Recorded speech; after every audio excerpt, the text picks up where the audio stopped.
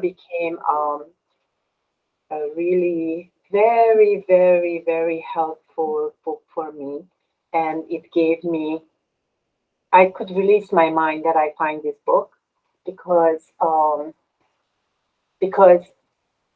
these are, how should I say, thousands and thousands of years of experiences by very, very sacred and noble people and masters and yogis, and they know more than I do.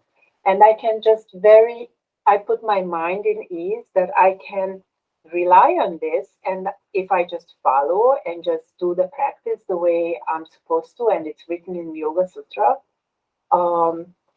then I be okay. Of course, I'm not going to have that kind of a real yogi training. Here's my desire comes in again. Still have it that I have that real kind of yogi or hatha yoga training, which is a very special thing. But at least I am grateful that even I could read the Yoga Sutras and I could read the Hatha Yoga Pradipika, and I feel very lucky because I was just thinking many, many years ago, 100 years ago or so, it was just available for a few people. And for me, it was very important. So structure and listen to people who are already experienced and went through with this, and their guidance is very important for me. And so it is important. Okay, excellent. There's one thing I want to tell you, perhaps it might be intriguing. If you look at the way this knowledge is accessible and available now, one might feel it's expanded because anybody can download Hatha Yoga Pradipika and study that. Anybody. Earlier time it was not like that. You also mentioned that it was perhaps available to very few in the past. My thinking on that is that instead of looking at the absolute number of people who have access to now, because on the internet, probably a million people can access that, right? Earlier it was not so. Instead of saying that, if you look at the percentage of the population, I think it is almost same, right? A million people can access the Hatha Yoga Pradipika, but the population is 8 billion people now. Earlier, maybe 10,000 people only could be taught personally, but population was only 100 million or 200 million. Therefore, the percentage of population which gains access, it will not change for the following reason. The belief is that all this knowledge, even here, what did we say in a couple of minutes back? The knowledge which is helpful for liberation, moksha, pre-existed even before creation. And it is always given to people. Obviously, in a human form, somebody has to come and teach. And therefore, that person who gives the knowledge is himself or herself is seen as a Amsa Avatara of Vishnu himself, Narayana knowledge itself. That's what the belief is. And even Hatha Yoga Pradipika, since you have read, you know that in the beginning it traces back saying that Shiva, Lord Shiva, Pashupati himself gave this knowledge. That's a basic understanding in all these texts. If that argument is accepted, that Ishwara Tattva, whatever name you give it, directly gives the knowledge, because the knowledge, the knowledge itself is Ishvara. They don't have a physical body. The knowledge, it is their body is the form of knowledge. That's how it's defined. If we accept that argument, obviously we have to accept the corollary to that, saying that it will always ensure that intelligence principle, Ishvara principle, will always ensure this knowledge is available to those who are ready to partake it. Yes, you're right, Mr. Rao. I cannot agree more. Sometimes I feel that there is a greatness that we can all have these books, but also if someone doesn't take this seriously and doesn't really want to follow and keep the advice which is in this book, then it can be very dangerous. And anyway, I just feel that I also feel that, and I'm not saying this, I say it with a very humble mind, not as a judgment, But what I turn on the Facebook and turn on all of the social media things, I know people who are so disturbed minded deep down, I really know it. And still, when you read their pages, they look like big teachers and this and that. And in reality, they are absolutely not. So it can be so dangerous also when these people, when someone gets to this knowledge and they are not ready for it, and they don't have the very sincere and deep wish to really live up to these books, which is very hard to do. Yes, it is. It Not is. easy. Correct. Therefore, the important point here is that knowledge will reach the people. Why others? The knowledge which we need will reach us when we are ready. Automatically, somebody or other will give it to you. That's the way it works. Automatically, it will come. I believe in it. Yes. Yeah, like when I was telling the story of Devahuti, right? She is the daughter of Svayambu Manu himself and wife of Kardama Rishi. That means so much of opportunity was there for her to tap into this knowledge. But she took a while because she was not ready. Initially, she wanted to live happily with husband. She wanted a nice palace, nice children, all that. And suddenly she realized when he is about to walk away, she realized that, oh my God, the biggest treasure you could have offered to me is that wisdom, right? Like that. Oh, I don't know. The page is right away on that sloka, right? Etava talam kalene vyati kantena prabho indriyartha prasangena paryatyasya paratmanaha. That means indriyartha prasangena. We have spent all the time, hundreds of years. I mean, they'd say hundreds of years. Probably the people are not living hundreds of years. Long time it means. Long time we have spent in physical pleasure, in raising a family, in eating, in nice house, etc. But we forgot to cultivate the knowledge, right? You cannot blame. The story is written, all the stories in Puranas are written to represent a typical average person's behavior. That's what happens in everybody's life, right? Suddenly we find ourselves to be bored as, oh my God, I was chasing money, power, position, everything. But today I find that I should be chasing wisdom, which I have not. That's what happened in everybody's life. So that's why they put the character like this. Right? Then it says, Sango ya samchute heturastastu vito avidya sa eva sadhushu krito nisangatva kalpate. Right? All this association we have with objects outside as well as sense-tickling objects are so temporary, right? Frankly speaking, we should have learned good wisdom which will give us moksha, is what she says, right? So, time has to come. That's why we say we should not rush, nor should we get disappointed that, oh my God, today we attended some great lecture from somebody and tomorrow onwards I have become a Sadhu Maharaj. That is a very wrong way. It doesn't like that. Each one of us will have our own time. It'll come. Like I say every time, almost every time I say this, the fact that you are sitting in having all of us having this conversation about Bhagavata itself is a great thing. There are 100 different things you could have done at the same 1.5 hours. So coming back to your point, you had a choice. All of us have a choice.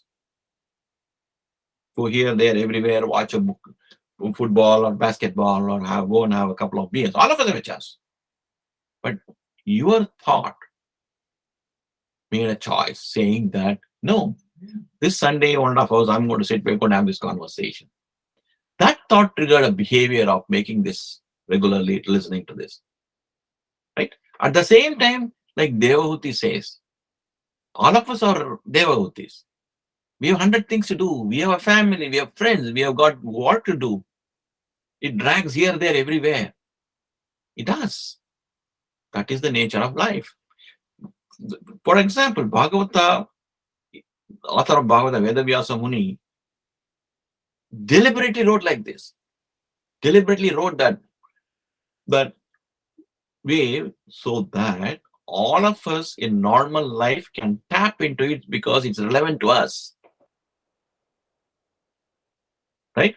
That means even in the midst of life, and I edited quite a few things. There are almost 100 verses which talks about how the gold-plated doors and seats they were, beautiful silk cushions were there, music was playing, beautiful jungle streams, the dancing going on, etc. All of these things, a lot over explanation is given to tell us there are million things in this world to distract us, and we do get distracted. But suddenly one day in life, we start thinking that, is it what we really want to chase? Right? In fact, emphatically it says, Neha yat karma dharmaya vidagaya kalpate na tirtha padasvayo jivanapi mrutohi saha.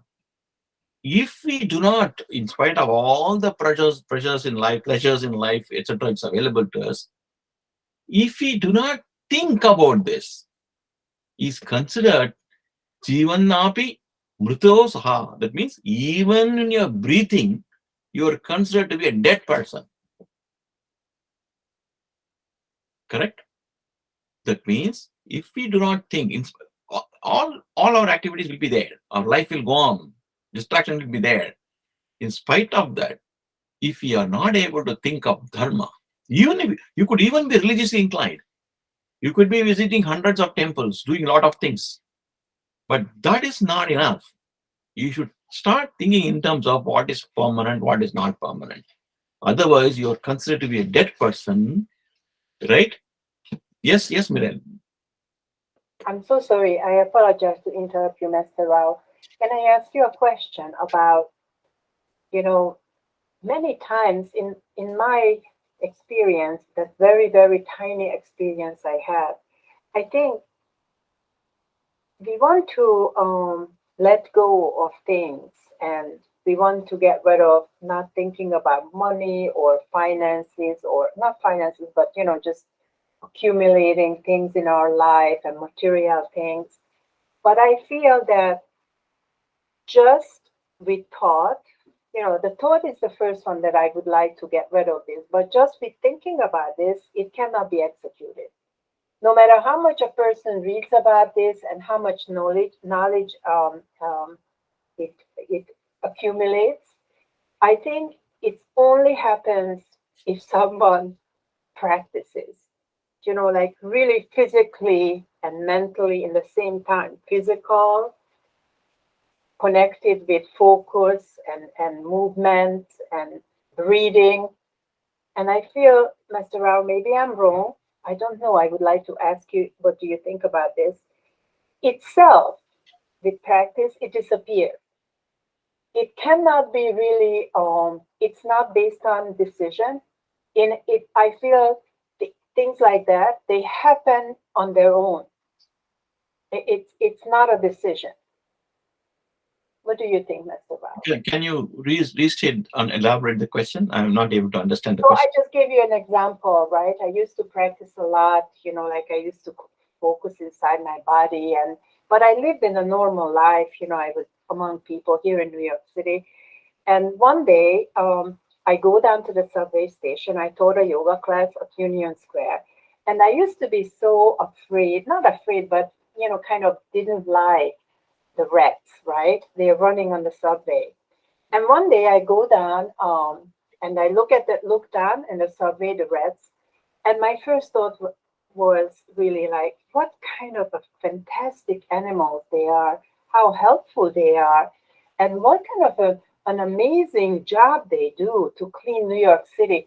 And I felt so sorry for the rats, actually, that they have to be under such a horrendous because it's dirty down there. And I really, really started to appreciate the rats. And then suddenly it occurred to me like, wow, I used to be so frightened by rats, and I used to be disgusted by them, and then I don't have the feeling.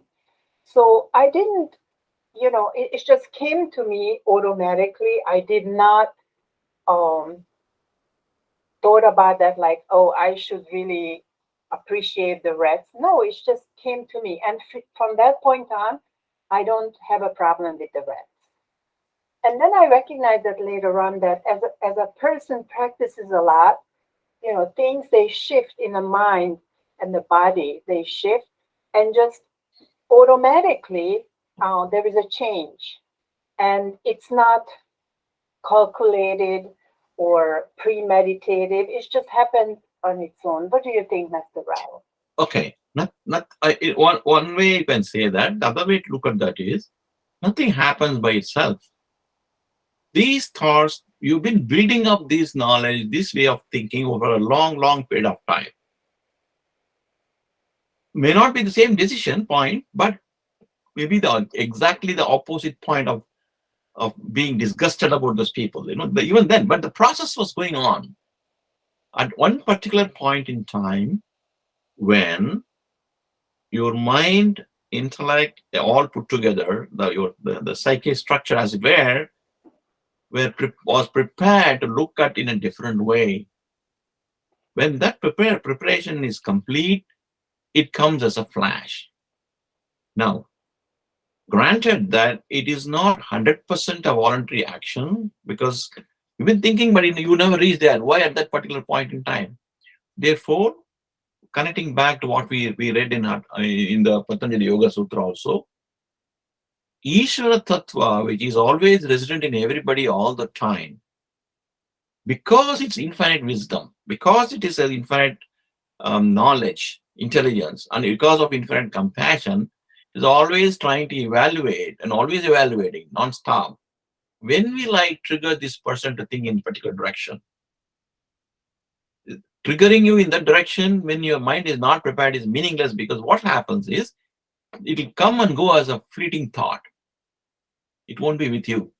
But when the mind is prepared, when you are willing to look at the same thing in a very different perspective, of lot more acceptability, etc., that is the time, if that thought is triggered, it will be there with you forever. Therefore, it is generally considered that when you are ready, Ishvara will give that knowledge to you, or in fact, we say all knowledge is pre-existing. He unravels, opens, uncovers that pit of knowledge when your mind is ready. You have to go through certain life experiences to be able to appreciate that decision. That's why it is always said that Ishvara is the only partner for you, for eternal partner for you is Ishvara. Nobody else in this world, nobody, no father, no mother, no brother, no sister, no husband, no wife, no friend, nobody is eternal partner for you. One and only partner for you for life is Ishvara. But you cannot see. You can see, but because you're redefining what seeing is, you are conditioned into believing that seeing means visible spectrum. The visible spectrum is a small portion of spectrum of electromagnetic waves all around us. Tiny portion.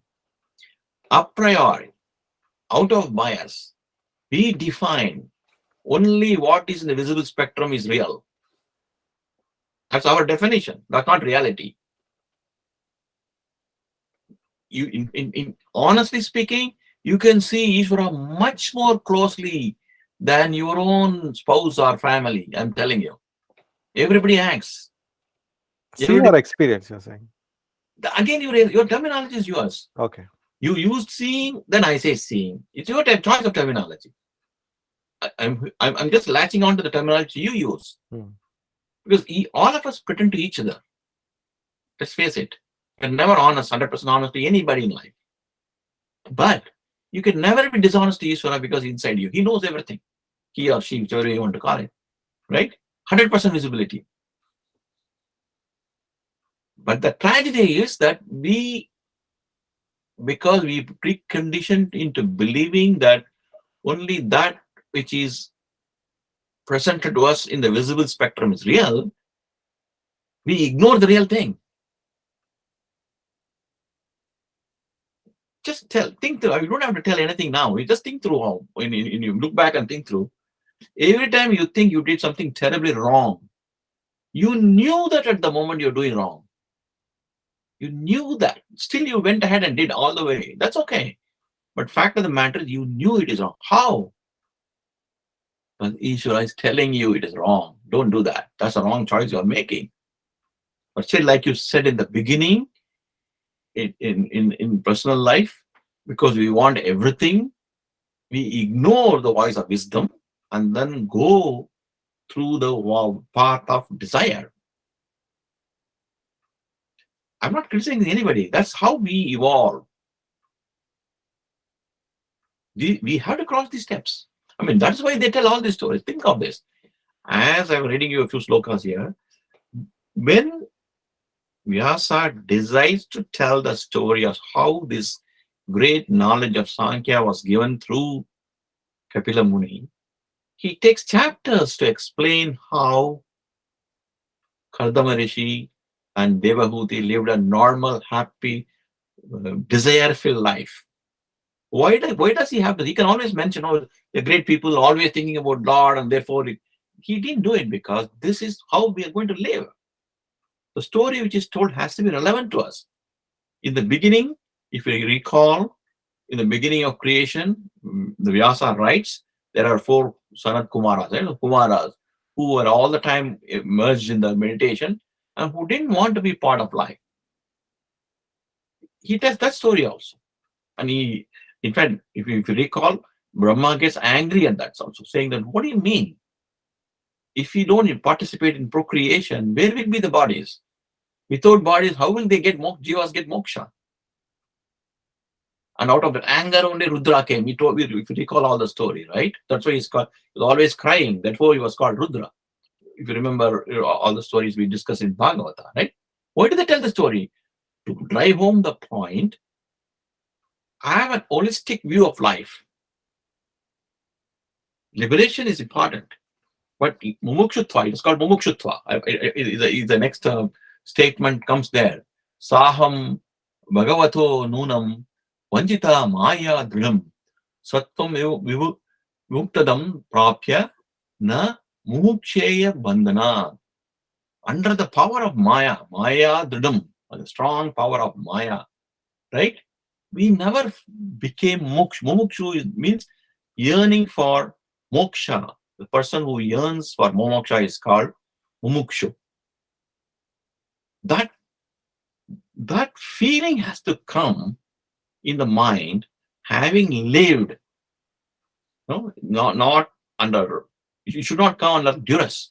You should not, like Miral keeps saying, you should not come on because somebody says so. You try this, you try the several things. Suddenly, that realization has to come that, oh my God, what am I doing with this golden life, golden opportunity life? Right? The person who has the desire, who looks for moksha is called a mumukshu. And who is willing to act on it, like Miral always says, she always stresses action. He is called a jigyasu. That's why I call our group's name as a jigyasu group. Not just listening, okay, I want something. Will somebody come and give it to me? It doesn't happen that way. You got to work for it. It's not enough if you attend 100 lectures. What do you do? Therefore, jigyasu.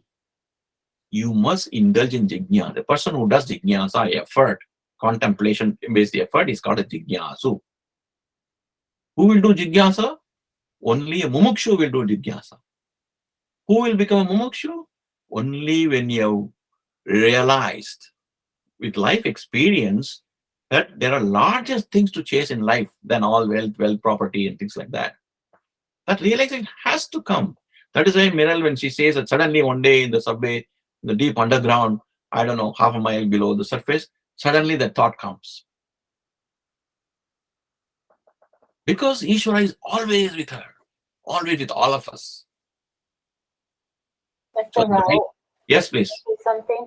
I think all these stories and all these gods and all the stories which are like not negative, but like sort of negatively behaving examples, and all the gods who are just so perfect, it's nothing else but part of us, part of our mind, of human mind. So I don't know if you remember, many years ago you asked to write about Rama and Ramayana, and I told you that it's Rama is me and Ramayana is me, and all of that, whatever happened, it's all me, because it's all within us, hidden. And I think, Mr. Rao, sometimes I think that basically nothing and nobody really exists. It's all so illusionary when I'm in trouble, or when I would get in the past emotional. I recognize that it's just me, the way I see things, and somehow, I'm sorry to say this, but we are separated. We are not separated, but we are separated, because I see things in a certain way. I see this color this way. Maybe you see this color another way. And what I think, um, maybe you think about that somehow differently. And I have to just really deal with myself. And I don't know how to explain this to you, but basically, I feel that only one person exists as me, and everything else is just like, I don't know, the way I see things. I don't know how to explain this. Okay. Here's the thing. Yes. Two or three different points you mentioned. Um, you felt that all the gods, etc., is it's all me, is what you said. It's All that's within us, part of us. I agree. That's a way to look at it, because in fact the way it is called Tattva Abhimani Devata, is how the name given to us. What it means is there is a principle. For that principle, you designate a personality. Percept is identified with a personality. This I've told multiple times. Why? Because as human being is easier for us, convenient for us to deal with the personality than the person percept. Like we say, no, I don't really understand what that person says, but anyway, I have full trust in that person. I'll follow exactly. We say that because human beings are designed like that. That is why this Kapila conversation, Devahuti Kapila conversation, is going to come very soon. Is important because the human mind is so, human psyche, not mind, just mind, is so structured. The constituents of the psyche is such structured that it embraces. Sannikarsha is the word used in Sanskrit. It embraces, it attaches itself to very specific forms. It's a form-driven structure. That is why a tattva, a principle, a percept is always associated with Abhimani Devata, or a personality called God. That is why, coming back to Naveen's question, but we don't see Ishwara. It's a principle, Tattva Abhimani Devata, the highest form of intelligence, infinite compassion, present everywhere, all the time. That is a principle. That principle, percept, is personified by an entity called Ishvara. But we are conditioned from the childhood days to always think in terms of visible spectrum, touch and feel, what we can relate to, what we can talk to, as the only reality.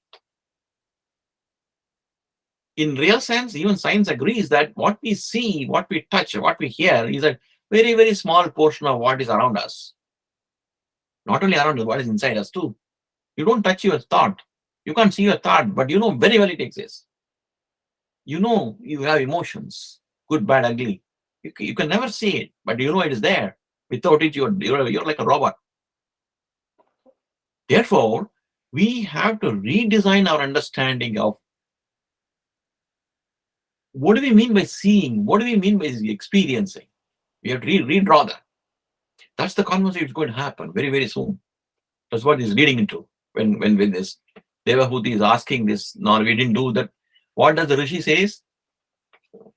Makido Rajaputri Tatmatmanam Pratyanindate Bhagavan Samtokchare Garbha Madhuratma Praptayaste. Says, don't worry, Rajaputri. He's called Rajaputri because she's a daughter of Svayambu Manu, who is a king. Right? He says, don't worry about that. You're going to get better than getting knowledge from him, because you're going to get a son who is going to teach the whole world, right?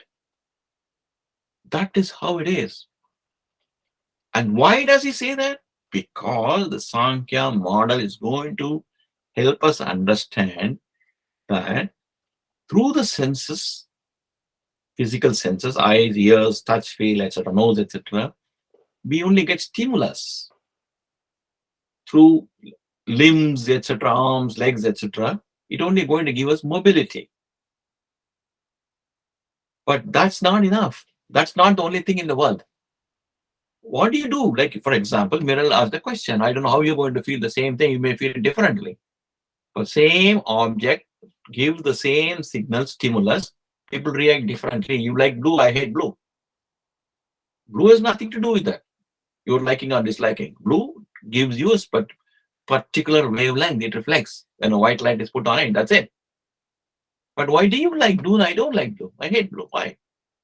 How do you explain that? As simple as this. Forget about complex, emotional, intellectual stuff. Very simple object. Why should, while the big bull or whatever get angry if you show a red rag? Why? That is what it examines. Why is it that the same object is being processed, understood differently, and different people react differently to the same thing? Why? This is very important, because this structure of human psyche will help us recalibrate our understanding of what is seeing, what is hearing, what is experiencing, etc. And that skill is necessary for you to see, quote unquote, Ishwara in you. But that's the biggest puzzle, right? If Ishwara is in me, why am I not able to see it? At the minimum, I know I am able to think. I know I feel the emotions. But why is it that I'm not able to, I do not see Ishwara in me? Why? It has to be answered. That's what this conversation is going to be. Any other question from others? Can I say something else, Mr. Rao? Yes, I think Rashmi is trying to say something. Sorry. I just no, Miral. I was just going to add to Miral's comment that I think a structure to your answer your question, Paddy Uncle, that structure is very important, right? I mean, otherwise, I think we would if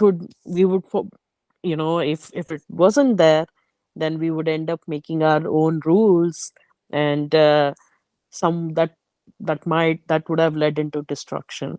So just to make a comment, definitely we need shastras in place, we need those rules in place, we need that structure in place for us to get into, I mean, of course, in future go into samadhi or get with union with God.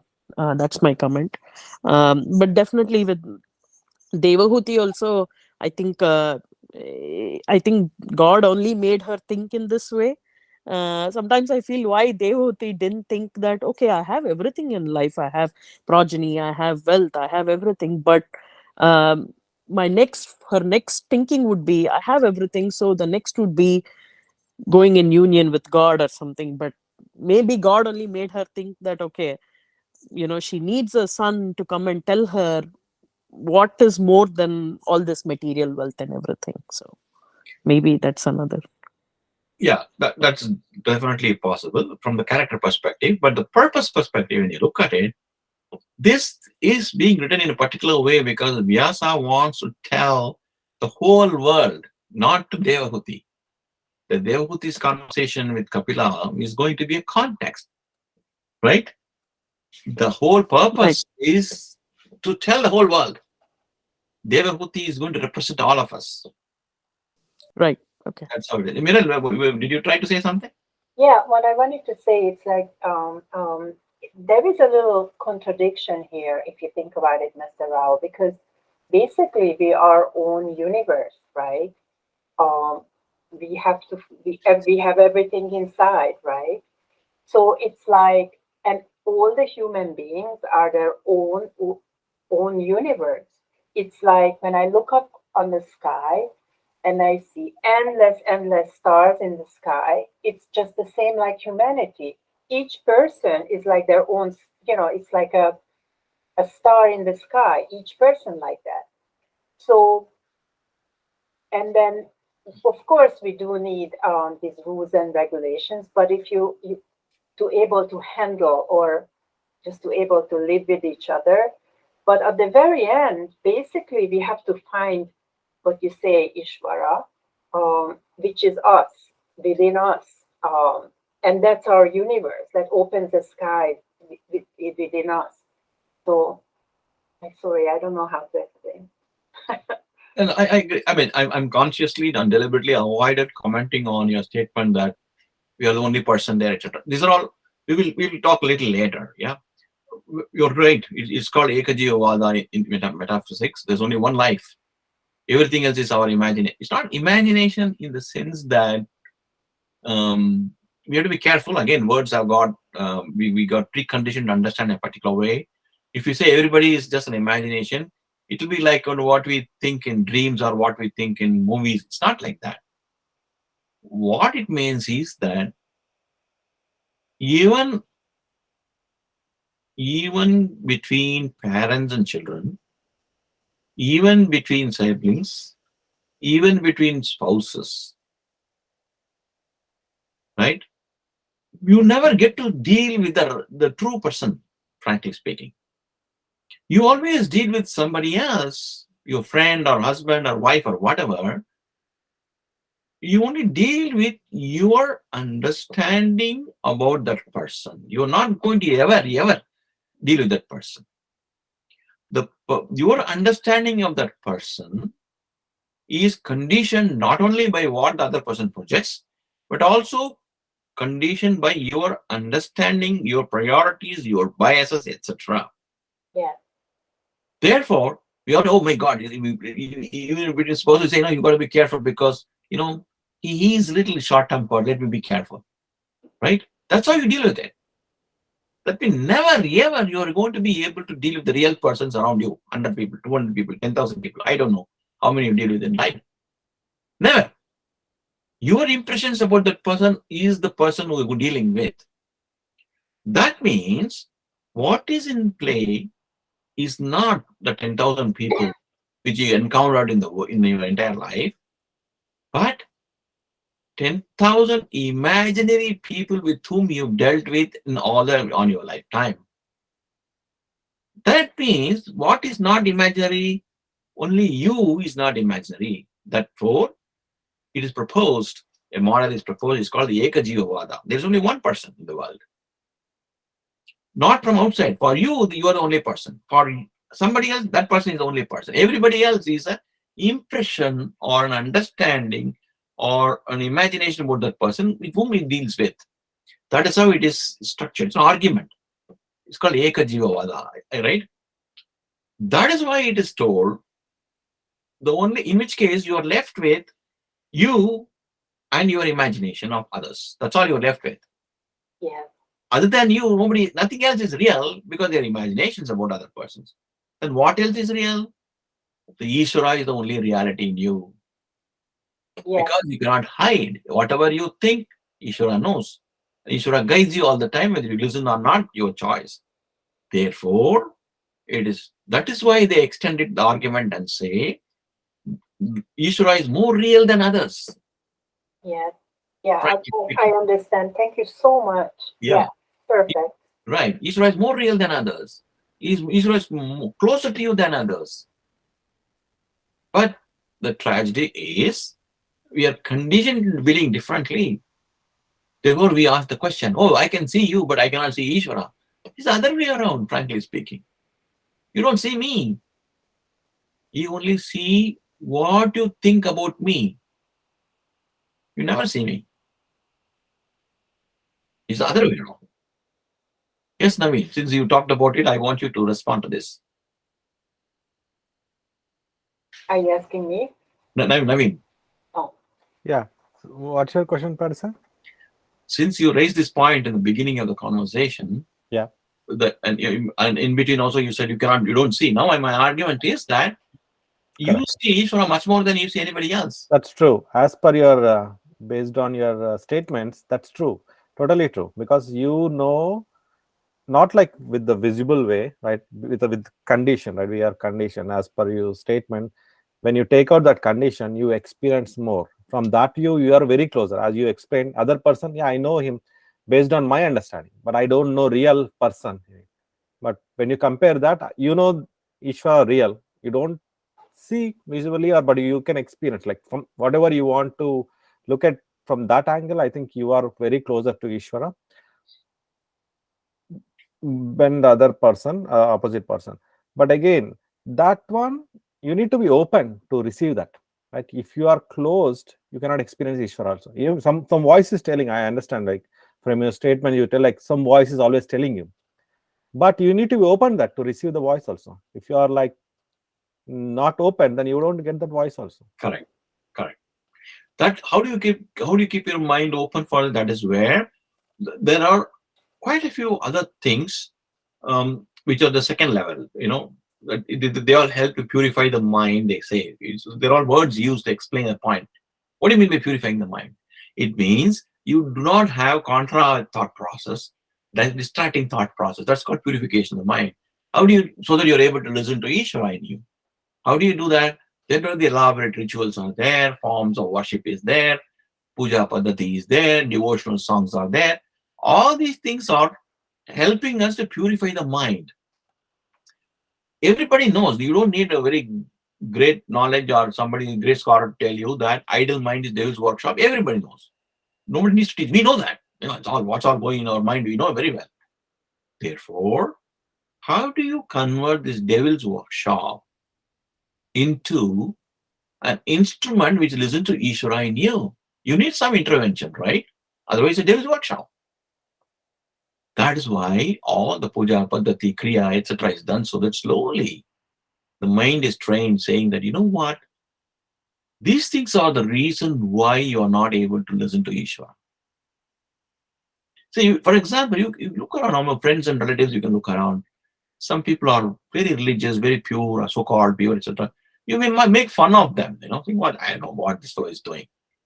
But you'll never be able to say, that person somehow looks bright, somehow looks happy, contented. You may make fun of it, his or her practices. But in spite of that, you will feel that something in that person is striking. You get that sense, right? How do you get that? Because they are far more successful in converting the devil's workshop into an instrument which listens to the Ishvara. Because they're able to listen to Ishvara, they don't care what you think of them. They just don't. You don't like him, you don't like him. It's okay, that's fine. I got my best pal Ishvara, I don't like you. You don't like me, that's fine with me. You don't want to mix with me, it's fine. We see that, in social circles, we see that. Good people get dumped. We know that. Time and time and again, we see good people get ostracized. They dump, others dump them. That's how it's going to be. We have to accept it. So one quick question here. So you are saying that you don't need that knowledge. You just need to be pure, so that you receive, right? You connect to the Ishvara or whatever. Then why Devahuti needs knowledge? If she is pure, then that's fine, right? She can connect. Very true. But the question is, how do you get pure? Is like Meryl keeps saying, no, objective is clear. But how? Then there are 10 steps are required to get pure. And knowing the 10 steps again is not enough. You have to practice those 10 steps repetitively so that your mind becomes pure. Got it. Yeah. Just because today I decided from tomorrow onwards, like they say, there's a very funny story about Mullah Nasruddin. You heard of Mullah Nasruddin? Mm-hmm. There's a character with many stories are told around Mullah Nasruddin. A very cheeky character, very funny character. Right? There is a story they tell us which will help us understand this. Once upon a time, in the small village, there is a moneylender who gives money and harasses people. Moneylenders always harass others. So one poor guy borrowed money and he could not repay. So, but he had a very beautiful young daughter. That money lender is a 65, 70-year-old person. So he says, okay, if you can't give me money, I'll marry your daughter. Then you don't have to pay me money. Then the parents are worried. The young daughter that follows a 65-year-old man and crooked man, evil man, what do we do, etc. But he is powerless. Then Mullah Nasruddin said, I'll take care of this. Then he goes and tells his old man, it's a good idea that you want to marry that girl. She's only 18, you are 65. What if you become 35? Think about that. Hey, how do I become 35? I will tell you, there's a method I know. Very simple method. If you follow that, you'll become 35. Then you marry that girl. Then he announces the whole village saying that, oh, he's going to become young. 65 become 35. What should I do? You first lie down in a village under the tree. He lies down. What should I do? I'll go around you 10 times, but don't think of a monkey. If you think of a monkey, this trick will not work. So he goes around and says, hey, are you thinking of monkey? Are you thinking? Keeps on asking. After 10, everybody is laughing because it doesn't happen, right? Everybody is laughing and this rich man, old man gets very angry. So what is this? So you were always thinking about, I told you not to think of monkey. You're thinking of monkey, right? What can I do? The magic did not work. Then the story gets a good ending. Then everybody laughs. The crooked man understands his folly, forgives the debt, and lets the girl marry somebody, a young person, etc. The story goes. The point is that if you repetitively tell your mind, if you get conditioned, you're trapped by that. That is the trap which has to be untrapped, for which you need a process methodology, for which you need a knowledge. That's what Devahuti is asking. I did not get the knowledge. That is why in Upanishads, in Vedas, there is a statement which says, knowing is not being. You know very well what President of the United States role is, but you don't become that because you know about it. You have to fight an election, you have to win. That's what, again, Merrill's favorite theme. Practice, practice, practice, he keeps on saying. You got to try that. If there are 10 steps, you have to try it and succeed in the 10 steps. All the 10 steps. It's not the 6 out of 10 is okay. In this game, every step has to be crossed. That is what he is going to explain. Maitreya Vacha, Bhagavatam para Brahma, Sattva Nam Shena, Suksuram, Tattva Sankhyanam, Vigyapye Jatam, Vidvanajaha, Swarat. Lord Brahma, Brahmaji, who is supposedly the first person with all the conduit knowledge for the conduit from Vishnu, he himself is going to be born in the womb of Devahuti. For what purpose? Tattva, Sankhya, Sankhyana Tattva Vigyapte Jatam. For the purpose, only the purpose of teaching the Sankhya Tattvas, this whole structural psyche, for people to understand how we deal with everything around us, that will help us to stop thinking about the monkey. Because we are conditioned to think by mullah to think about monkey all the time.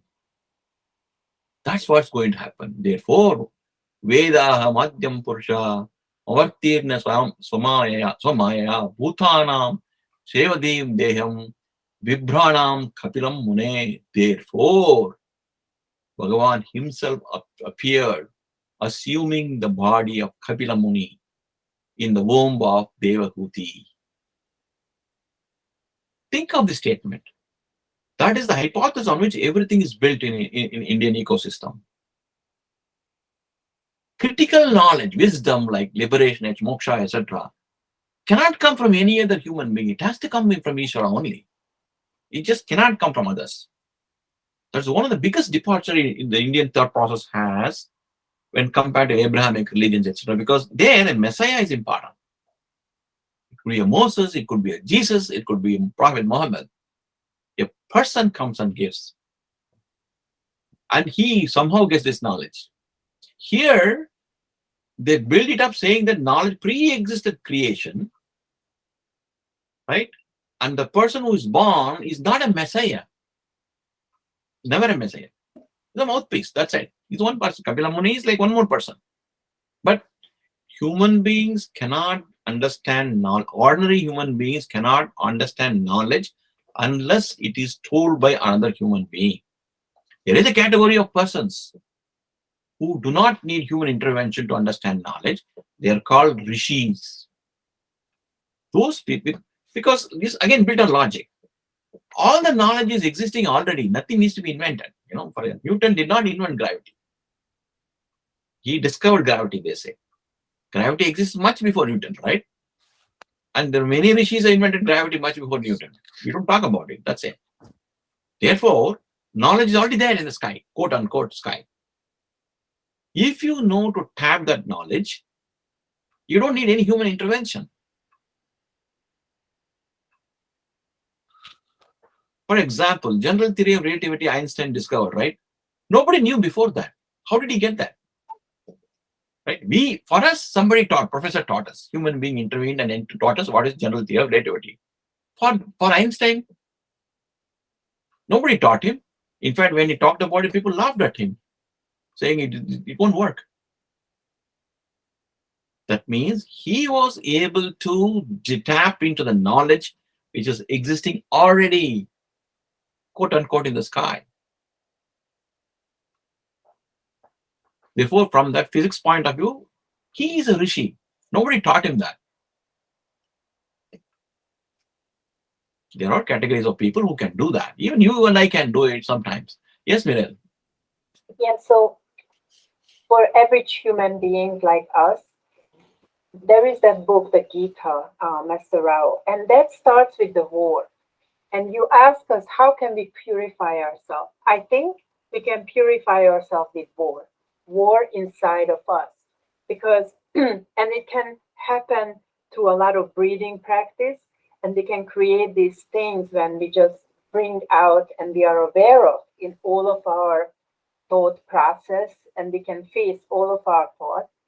And then there is like a war inside, because one part of the brain always wants to be just look good and be nice, but there is another part which is absolutely not nice, and then it has to be a war between these two.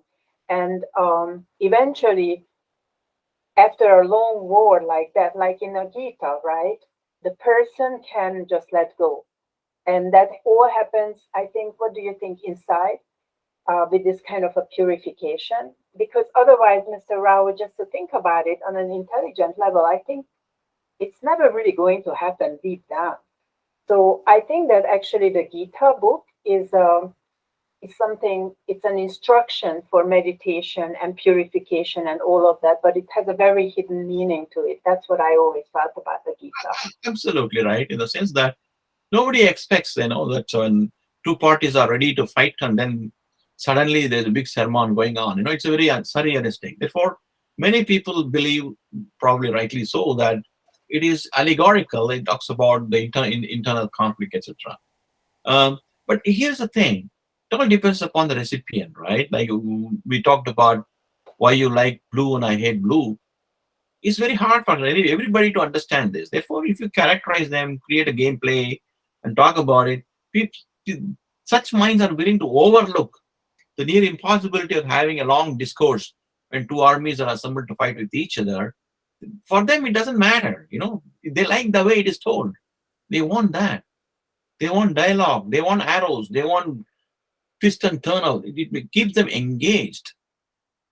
Remember one thing, all of us, 8.5 billion or whatever number of people in this world, all of us have different trajectories, independent trajectories, which has brought us here. We are not alike, right?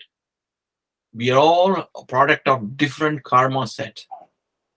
Therefore, we will respond very differently for the same stimulus, or we want things to be told several different ways. Therefore, they thought it that way, that, okay, the objective of those who wrote all these books, Vyasa and others, is that objective is to cater to as many people as possible, and therefore, it has to be told several different ways. That's why they told. The most important thing for us is to forget about borrowing from your argument, which is very valid argument of Ekajiva, the only one person, etc. If it is indeed true that I am the only person for me and you are the only person for in the entire universe, why bother about others? right? We take it the way we can respond and grasp it and keep going. That is how this operates. You and your Ishvara. That's it. It doesn't matter what others think, what others behave, what they want to do. It just doesn't matter. Even if they are right, right? Even if they are more right than you, it does not matter, because what happens to you is dependent only on you. Yeah, yeah, true. All right. Now that they have announced that Bhagavan Kapila Muni is going to be born, with this logical point, we'll close and we'll continue 2 weeks later. And hopefully we'll talk about the discussion, etc. It's going to go very slow. Like I said, Bhagavata is a very low, slowly moving story. It's important for us to understand, try to follow as much as possible. And again, I want to stress, you're not going to become a great yogi tomorrow. That's not the way it works. Don't stress yourself. We are constantly fighting that battle which Miral is talking about in the mind, between good thoughts and bad thoughts, good behavior and bad behavior. That's how it's going to be. But Ishvara being the one and only true friend for you, for life, for eternity, in this life and any other life, since Ishvara is within all of us, there's no need to worry about others. Let us lead our life and continue to engage in these conversations and find our destination. Okay. Thank you very much. Namaste. Thank you very much. Thank you. Namaste. Thank you so much, Master Rao and everyone. Bye.